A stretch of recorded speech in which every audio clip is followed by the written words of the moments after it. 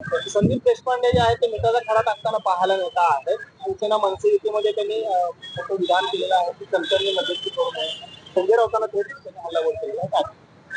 खर तर संदीप देशपांडे म्हणजे पद घेतलंय मनसेचं आणि काम करतोय भाजपाचं. संदीप देशपांडे यांच्या चालण्यातून वागण्यातून बोलण्यातून जर बघितलं असेल तर संदीप देशपांडे यांच्या मनात काळं आलेलं आहे, कपट आलेलं आहे.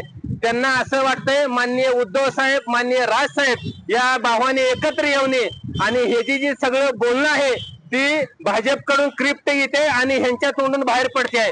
आणि सध्या भाजपला जी नको आहे, शिंदे गटाला जी उद्धव साहेब राज साहेब एकत्र येणं ही परवडणार नाही.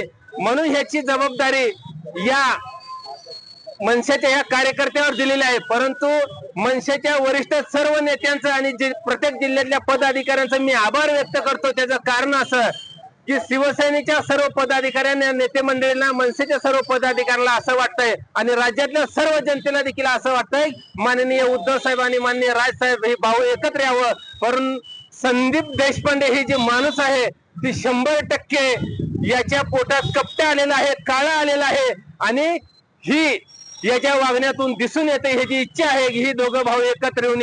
परंतु ही गोष्ट लवकरच माननीय राजसाहेबांच्या लक्षात आल्यानंतर अशा लोकांना लवकरच पक्षातून काढून देखील टाकलं जाईल ह्याची नक्की आम्हाला शाश्वत आहे. आणि असे किती जरी माणसं भुकली, किती जरी माणसाने कपट चितलं तरी काही फरक पडणार नाही. ही भाऊ एकत्र येणार. आणि अजून एक आम्हाला अशी बातमी मिळालेली आहे की संदीप देशपांडे यांच्या पत्नीला भाजपनं म्हणजे देवेंद्र फडणवीसांनी मदत करून शासकीय दर्जा मिळवून दिलेला आहे. त्याची देखील माहिती आम्ही काढायला चालू केलेली आहे. ती माहिती लवकरच तुमच्या समोर आम्ही आणू. नितेश राणेंनी काल असं विधान केलेलं आहे की मी हिंदूंचा नेता आहे, हिंदूंचं रक्षण करणं आमचं कर्तव्य आहे, हिंदुत्ववादी सरकार आहे. ठाकरेंच्या घरासमोरच काय बाथरूम मध्ये सुद्धा आमचे बॅनर लागते, अशा पद्धतीचे विधान आहे.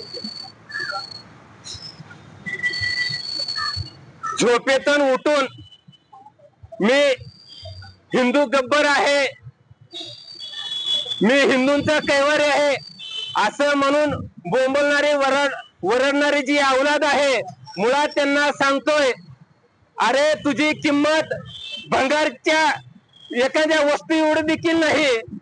तुझा स्वतःचा मान स्वाभिमान तुम्ही भाजपच्या दावणीला बांधून तुम्ही त्या भाजपाचं तळव चाटण्याचं काम करताय आणि तुम्ही मातोश्रीच्या बाथरूम मध्ये बॅनर लावण्याच्या बाता करताय. अरे तुझ्यासारख्या औलादींचं बॅनर आता येथून पुढच्या काळात गटारीत देखील कुणी टाकणार नाही, लावणार नाही अशी परिस्थिती आहे. तुमचं बॅनर इथून पुढे फाडलं जातेलं, पेटवलं जातेलं. एवढे महाराष्ट्राच्या जनतेमध्ये तुमची चिड आहे. तुम्ही हिंदूंच्या गब्बर नाही, तुम्ही हिंदूंच्या टाळूचं लोणी खाणारी तुम्ही औलाद आहात. अबू आझमींनी मराठीच्या मुद्द्यावरून देखील टीका केलेली आहे. दुसरीकडे वारीवरती देखील टीका केल्याचं पाहायला मिळतंय. कुठेतरी वारकऱ्यांची परंपरा त्यावर आघात केलेला पाहायला मिळतं. काय शिवसेना म्हणून आपली भूमिका आहे?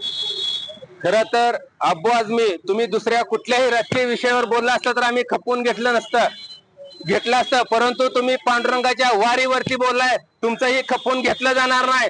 अब्बू आझमी ज्या पद्धतीने बोललाय त्या पद्धतीनं कोल्हापूरची कातडीची चप्पल आणून अब्बू आझमीचं तोंड फोडल्याशिवाय शिवसैनिक राहणार नाहीत. ही संपूर्ण महाराष्ट्रातल्या मराठी समाज बांधवांच्या, हिंदूंच्या भावना दुखावल्या होत्या आणि ह्याला कधी शिवसैनिक माफ करणार नाही. अब्बू आझमी ज्या ठिकाणी दिसेल त्या ठिकाणी त्याला चपलेचा हार घालून कोल्हापूरच्या पैतानानं त्याचं तोंड फोडलं जाईल. लोकशाही मराठी ऐका, पहा, जागरूक रहा.